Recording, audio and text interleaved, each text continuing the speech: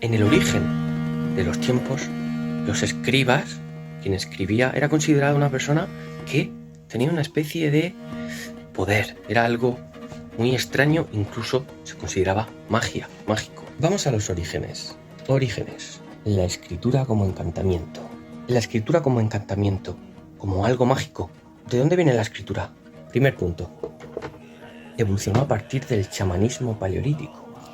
Y cuando eso sucedió, fue cuando empezamos a tener una conciencia humana de lo que nos rodeaba. Fue a partir de entonces que teníamos una especie de sensación de existencia. Vamos, lo que conocemos como conciencia humana. Conciencia humana. Si teníamos conciencia y teníamos capacidad de empatía, si podíamos gruñir, si podíamos incluso lograr transmitir algo con sonidos, hasta que no surgió la escritura no podíamos tener ningún tipo de información que se transmitiera a larga distancia. Eso es lo que provocó una sensación de magia. Esas personas eran consideradas como magas. ¿Por qué? Porque tenían la capacidad de capturar momentos, situaciones, eventos, tanto de causa como de efecto. Por eso todas las personas que rodeaban a estos seres las consideraban seres sobrenaturales, que eran distintos, que tenían un poder. ¿Y a qué conduciría la escritura? Pues la escritura conduciría a lo que conocemos como la ciencia, el arte y la mayoría de esfuerzos del campo humano. Todo surge de esta herramienta tan poderosa de la antigua edad de piedra.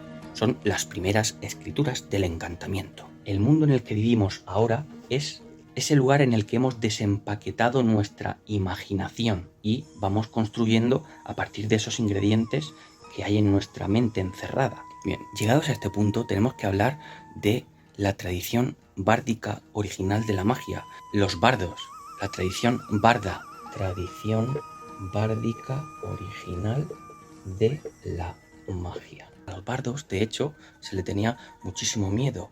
Se tenía mucho temor y pavor. ¿Por qué? Incluso más que a las brujas, que a los hechiceros, que a los encantadores. Porque decían que un mago o un hechicero podía lanzarte una magia oscura a tus animales, ¿no?, de tu granja en esos tiempos, y las gallinas se podían volver locas, podían comportarse de forma un poco rara. Una hechicera o una bruja podía hacer que tus hijos o tu hija naciera con medio bizca o con los ojos entreabiertos, y eso pues no era tan terrible dentro de lo que cabía, pero un bardo decían que podía escribir una sátira que podía ser tan cruda, tan dolorosa para quien la recibía, que podía sentirse avergonzado de por vida esa persona, a sus propios ojos y sobre todo a los ojos de sus amistades y de sus familiares. 200, incluso 300 años después de morir, esa persona seguiría estando crucificada por la sátira que un bardo podía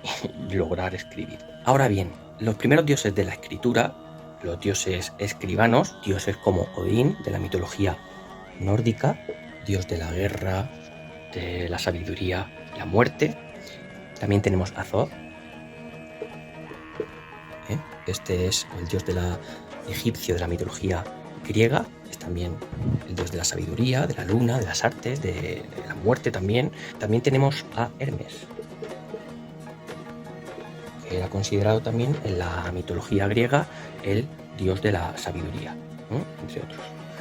Estos tres escribas eran relacionados también con la magia, y para ciertas personas la escritura y la magia son casi lo mismo, están considerados lo mismo. ¿Por qué? Pues porque pueden modificar el mundo en el que vivimos. Es al final como dibujamos la realidad, y no solo conciencia de realidad, sino también nuestro mundo. Formamos una conciencia heredada, ancestral, chamánica, original incluso, de la edad de piedra, que se nos ha transmitido hasta nuestros días, y que hay que intentar formar parte de esa luz. Cuando enseñamos o transmitimos, somos parte de esa luz que está cambiando la conciencia humana en el día a día. Somos parte del mundo que estamos creando, de esos pensamientos, de esas ideas, de esa imaginación. Toda nuestra imaginación, todas nuestras ideas son las que están percibiendo otras personas a nuestro alrededor, otros lectores, otros emisores.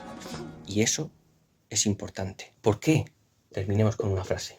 Pues porque estás teniendo un efecto en la historia humana, en la construcción de nuestro propio futuro y ahora presente.